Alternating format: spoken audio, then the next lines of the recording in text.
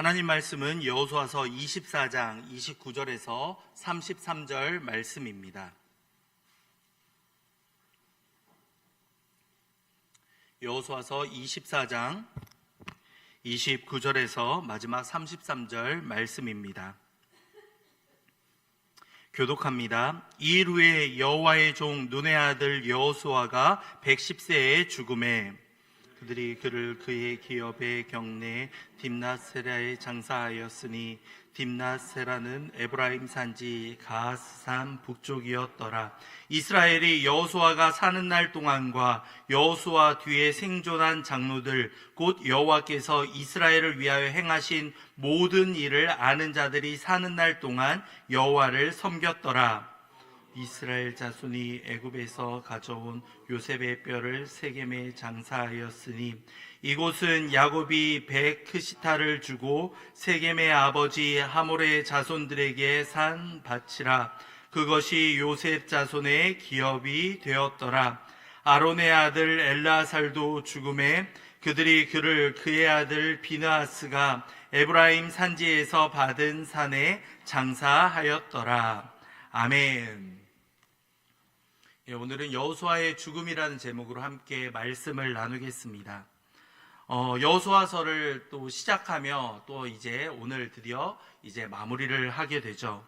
여호수아서는 어떻게 끝나고 있습니까? 길고도 험난했던 가나안 정복이 평화롭게 마무리되는 것을 보며 끝이 나고 있습니다.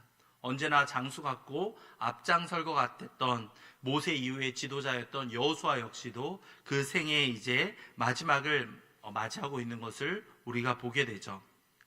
참 사랑의 인생이 그런 것 같습니다. 어떻게 그 삶을 마무리하는가, 그 마지막 순간에 어떻게 삶을 마치느냐가 그가 어쩌면 살아있는 동안 가장 전성기 때에 누렸던 것보다 더 중요한 의미가 바로 그가 생을 마칠 때가 아닌가라는 생각을 하게 되죠.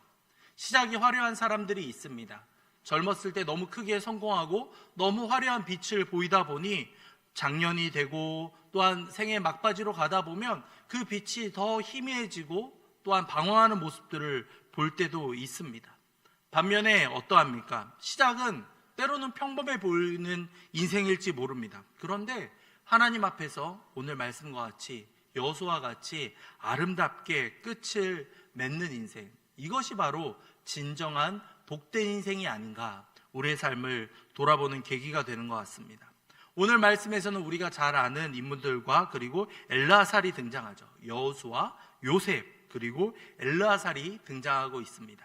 요셉은 이제 그 뼈를 장사 지내는 장면을 통해서 하나님의 언약이 어떻게 또한 성취되어 가는가를 보여주고 있고요.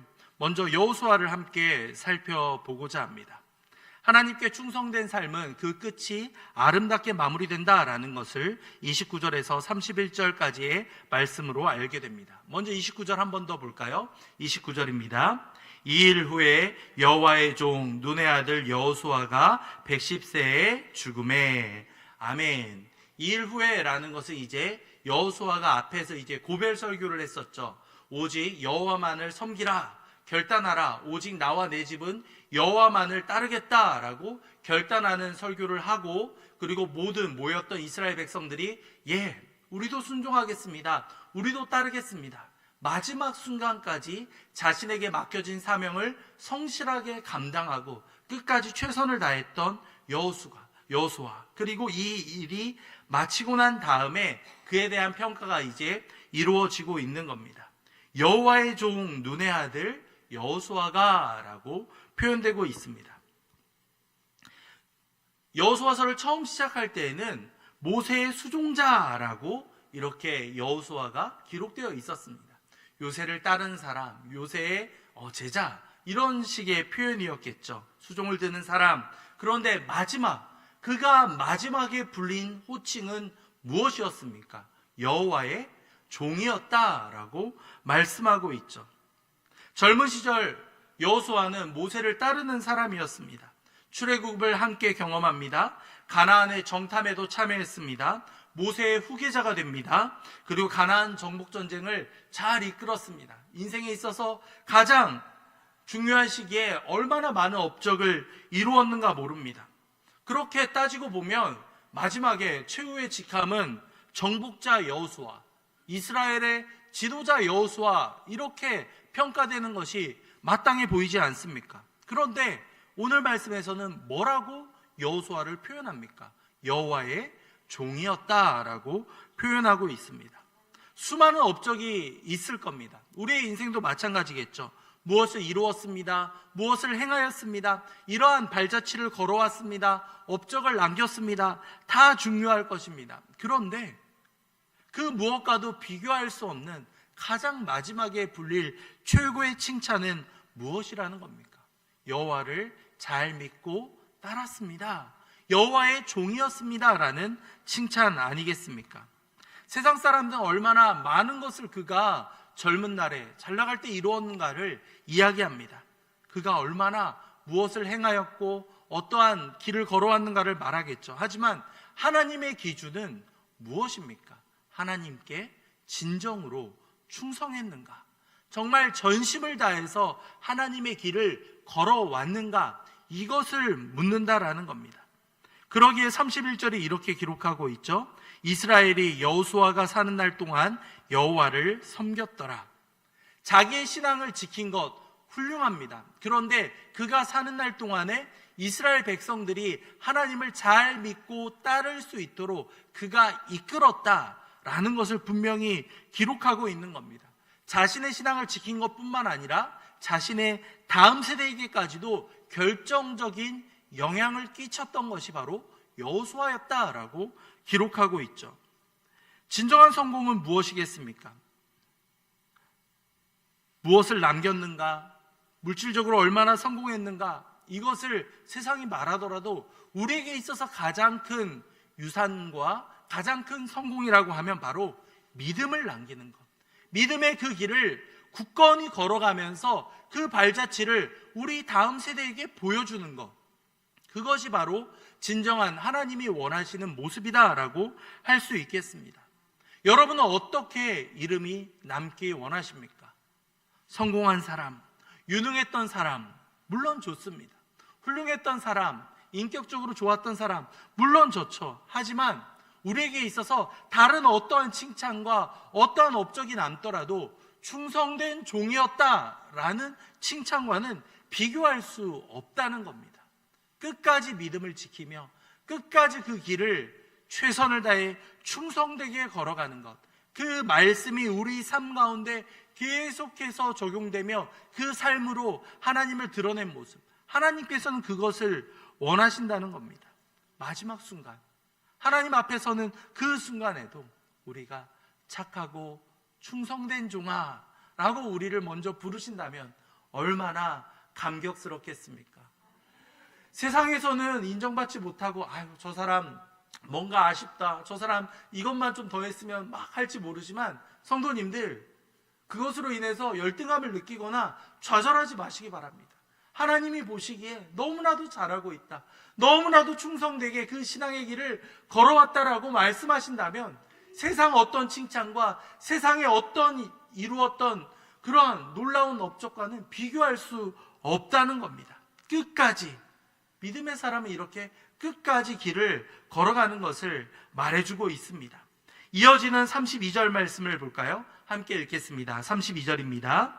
또 이스라엘 자손이 애굽에서 가져온 요셉의 뼈를 세겜에 장사하였으니 이곳이 야곱이 베크시타를 주고 세겜의 아버지 하몰의 자손들에게서 산 밭이라. 그것이 요셉 자손의 기업이 되었더라. 아멘. 갑작스럽게 요셉의 이야기가 등장을 하고 있죠.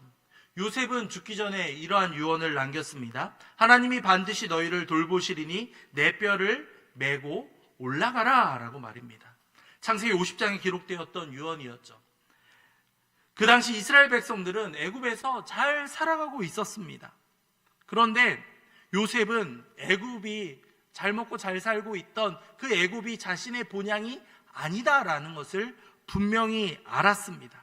그렇기 때문에 하나님께서 약속하신 가나안 땅, 그곳을 기업으로 믿었고 소망하면서 살아갔던 겁니다. 그렇기 때문에 죽으면서도 마지막 순간에 하나님의 그 약속을 붙들고 이러한 유언을 남겼던 것이죠. 그리고 나서 400년이 지납니다. 그리고 나서 놀랍게도 이 유언이 이루어지고 있습니다. 출애굽 때 모세가 요셉의 유고를 가지고 왔고 광야에 40년을 지납니다. 가나안을 정복했습니다. 그리고 마침내 세겜에 안장되고 있는 겁니다. 하나님의 약속을 그 다음 세대까지도 계속해서 잊지 않고 지켜갔던 모습이 우리에게도 많은 도전을 주고 있습니다. 네, 사람은 언젠가는 다 사라집니다. 하지만 하나님의 말씀은 이어져 갈 수 있습니다. 하나님의 말씀은 그 1.1획도 땅에 떨어지거나 사라지지 않고 예수 그리스도께서 다시 오시는 그날까지 남을 것이다 라고 말씀하기 때문이겠죠. 우리도 마찬가지입니다. 우리가 다음 세대에게 이 말씀만은 꼭 잊지 말아야 된다, 이 말씀은 끝까지 붙들고 살아야 한다 라는 믿음의 유언을 우리는 남길 수 있어야 되겠습니다. 눈에 보이는 당장의 유익보다도 하나님의 약속, 하나님의 그 명령을 지키고 살아가야 한다라는 것을 우리의 자녀 세대에게 꼭 알려야 한다라는 겁니다. 기도의 응답이 때로는 늦을 때가 있습니다. 자녀가 당장은 변화되지 않는 것처럼 보일 때도 있습니다. 우리의 삶 가운데 미래가 너무나도 불투명해서 우리의 마음 가운데 불안감이 커져올 때도 있을 겁니다. 그런데요, 성도님들, 놀랍게도 시간이 지나고 나면 하나님의 약속이 다 이루어졌구나라는 것을 우리는 분명히 확인하게 됩니다. 요셉은 죽어서도 그 믿음의 증거가 확실히 이렇게 이루어져 갔습니다. 우리도 마찬가지입니다. 하나님의 영원하신 말씀을 끝까지 붙들고 우리 다음 세대에게 전할 수 있어야 되겠습니다. 우리의 마지막이 올 때 우리의 자녀들에게 과연 어떠한 말씀의 유언을 남기시겠습니까? 끝까지 하나님을 붙잡아야 된다. 다른 어떠한 상황 가운데에도 끝까지 하나님만을 의지하며 나아가야 된다. 이 말씀이 우리 자녀들에게 가장 큰 도전이자 유언이 되어야 하지 않겠습니까? 마지막으로 하나님의 역사는 앞으로도 계속된다라는 것을 우리는 오늘 말씀을 통해 확인할 수 있습니다. 마지막 33절을 보시기 바랍니다. 함께 읽겠습니다. 아론의 아들 엘르아살도 죽음에 그들이 그의 아들 비느하스가 에브라임 산지에서 받은 산에 장사하였더라. 아멘. 엘르아살은 오늘 말씀을 통해서 알 수 있죠. 아론의 아들이며 대제사장이었다라는 것을 확인하게 됩니다. 광야 생활과 가나안 정복 기간을 함께 지나오면서 이스라엘을 이끌었던 영적인 지도자 역할을 감당합니다. 그가 죽자 그의 아들 비느하스가 아버지를 산에 장사합니다. 이 장면은 단순한 장래의 기록이 아닙니다. 하나님께서 계속해서 그 다음 세대에게 신앙을 이어주는 장면을 말해주고 있습니다. 모세가 떠납니다. 여호수아도 그를 이어받죠. 여호수아도 이제 떠납니다. 엘르아살도 죽습니다. 영적인 지도자와 그리고 또한 그들 민족을 이끌었던 지도자가 다 이제 사라져갑니다. 그러면 하나님의 역사는 그 가운데에서 끝나버리겠습니까? 그렇지 않다라는 것을 성경 우리에게 말씀하고 있습니다. 사람은 떠납니다. 하지만 하나님의 역사는 계속해서 이어져 갑니다. 하나님의 역사는 한두 사람의 역할과 뛰어난 사람들로 이루어지는 것이 아니라는 것을 우리는 알게 됩니다. 신앙은 계속해서 계승되어야 하며 하나님께서는 여러 사람을 통해서도 하나님의 일을 분명히 이루어 가신다라는 것을 우리는 확인하게 됩니다. 신앙의 계승이 얼마나 중요한가, 오늘 말씀을 보면서 계속 우리에게 도전을 주고 있습니다. 우리 교회도 계속해서 건강한 이 모습이 유지되기 위해서는 다음 세대를 계속해서 기도해 주시고 이들이 온전히 하나님을 믿고 따를 수 있도록 이들에게 관심과 사랑을 끊임없이 부어줘야 되겠습니다. 우리의 믿음 가운데 이들이 꼭 지켰으면 하는 그 순수한 신앙과 하나님을 믿고 따르던 그 모습이 우리 다음 세대에게도 전해질 수 있도록 계속해서 여러분들 기도하시고 노력해 주시기 바랍니다. 우리에게 있어서 믿음의 후손은 이제 누구가 되겠습니까? 가족과 우리 자녀들과 그리고 교회 학교의 우리 다음 세대와 그리고 우리 다음 세대를 바라보면서 계속해서 여러분 기도의 자리를 이어가 주시기 바랍니다. 우리의 다음 세대가 계속 하나님을 잊지 않고 끝까지 하나님을 따를 수 있도록 여러분들 성심성의껏 그들의 신앙을 위해서 기도해 주시기 바랍니다. 우리의 복음, 우리의 이 생명이 이들에게도 잘 전해지고 있는가? 우리가 하나님의 곁으로 가더라도 우리의 다음 세대가 믿음을 굳건히 지켜갈 수 있도록 성도님들 끝까지 함께 이 기도의 자리를 지켜주시며 우리의 다음 세대를 위해서 기도해 주시기 바랍니다. 말씀을 마무리하며 여호수아의 그 마지막을 보며 여러분은 무엇을 느끼셨습니까? 여호수아도 이제 그 사명을 감당하고 생을 마치는구나 라는 것을 우리는 보게 됩니다. 그가 떠나면서도 계속해서 이스라엘 백성들이 하나님을 잘 믿고 따라왔다라는 모습이 우리에게도 얼마나 큰 도전이 되는지 모릅니다. 우리가 떠난 다음에 갑자기 자녀들이 신앙이 흔들리거나 갑작스럽게 교회를 나오지 않는다면 얼마나 안타깝겠습니까? 그러한 모습이 우리 다음 세대에서 나와서는 안 된다라는 겁니다. 우리가 떠날지라도 그래 아버지를 생각하면 어머니를 생각하면 이것은 꼭 지켜야 되겠지. 이 상황들이 우리 자녀들에게 계속 생각나며 그것이 습관이 될 때까지 성도님들 끝까지 기도해 주시기 바랍니다. 우리가 기도하며 나아갈 때 우리의 자녀는 결코 흔들리지 않고 끝까지 하나님만을 붙잡을 수 있다는 것 성도님들 기억하며 나아갈 수 있는 저와 여러분이 되기를 간절히 소망합니다. 이 시간 말씀을 생각하며 함께 기도하겠습니다. 우리에게 아직까지 사명이 있습니다. 그 사명을 마칠 때까지 주님 이 믿음의 유산을 우리 다음 세대에게 온전히 증거할 수 있도록 아버지 도와주시옵소서. 우리의 자녀 세대가 우리의 다음 세대가 온전히 하나님만을 바라보며 그 믿음이 흔들리지 않도록 아버지께서 굳게 붙잡아 주시옵소서. 함께 기도하도록 하겠습니다. 이를 위해서 다음 주에 있을 이웃초청 사랑잔치를 위해서도 함께 기도해 주시기 바랍니다. 계속해서 귀한 영혼들을 작정하고 나아가며 이번 주에는 식사 주간을 통하여서 이들과 함께 식사 교제를 합니다.